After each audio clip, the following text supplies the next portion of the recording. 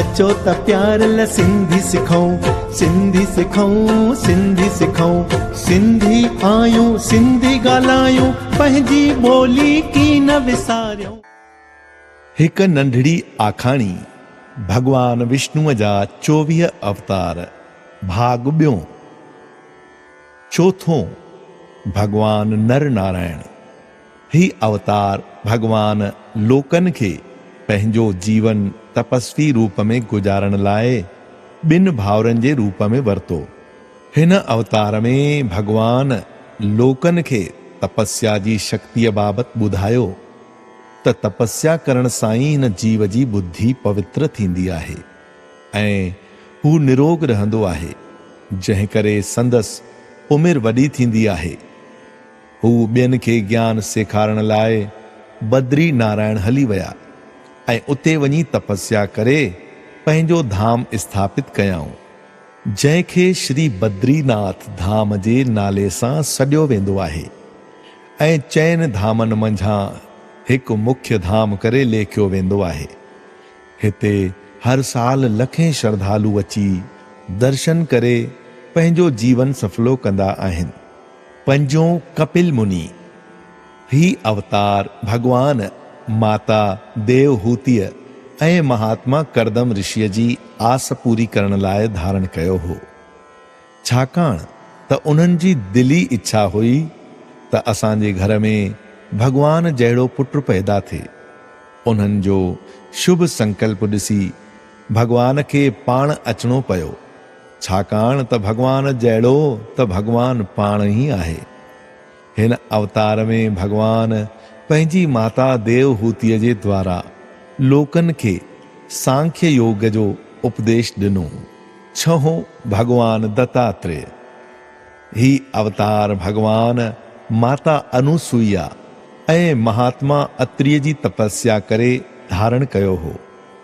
माता अनुसुईया पंहिंजे सतीपणे जे बल सां टिनी देवताउनि जे ब्रह्मा विष्णु महेश रूपन खे ॿार बणाए पाण वटि पालियो हो।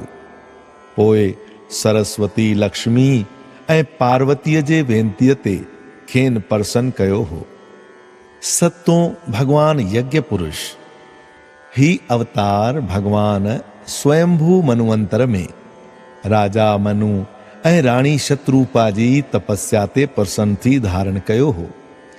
हिन अवतार में भगवान संसार में हवन ऐं यज्ञ जी शुरूआत करे लोकन जी राह रोशन कई हुई। उन्हनि पिण इहो उपदेश ॾिनो त हवन यज्ञ करण सां देवता प्रसन्न थींदा आहिनि, जंहिं करे धरतीअ ते सुख संपदा ऐं वनस्पतियुनि जो वाधारो थींदो आहे। अठों भगवान ऋषभदेव। ही अवतार भगवान महाराजा नाभिराय ऐं संदसि धर्म पत्नी मरु देवीअ ख़ातिर धारण कयो हो। हिकु ॾींहुं जॾहिं हू हवन करे रहिया हुआ त भगवान ख़ुशि थी खेनि चतुर्भुज रूप में दर्शन ॾिनो, जंहिंखे ॾिसी राजा ऐं राणी मोहित थी पिया ऐं अहिड़े ई सुंदर रूप वारे पुत्र थियण लाइ वरदान घुरियो। हिन अवतार में भगवान पंहिंजो पूरो जीवन तपस्वी रूप में गुजारियो ऐं सदाई अलमस्त अवस्था में रही लोकन खे उपदेश ॾिनो त संसार जे प्रपंच खां कुझु पासीरा थी मनुष्य जीवन जो आनंद माणियो। 9 आदिराज पृथु।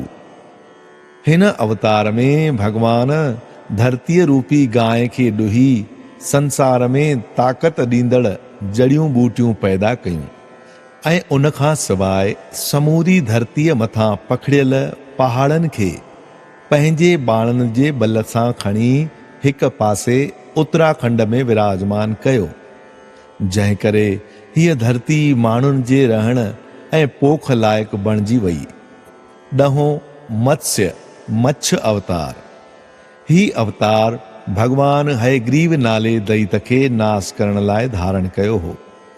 हिक भेरे उहो दैत ब्रह्मा जा वेद चोराए करे वञी पाताल में लिकियो हो, पर पोइ ब्रह्मा जे प्रार्थना ते भगवान मच्छ अवतार धारण करे उन दैत खे नास कयो ऐं वेद वापसि आणे ब्रह्मा खे मोटाए ॾिना। जय झूलेलाल। जय झूलेलाल।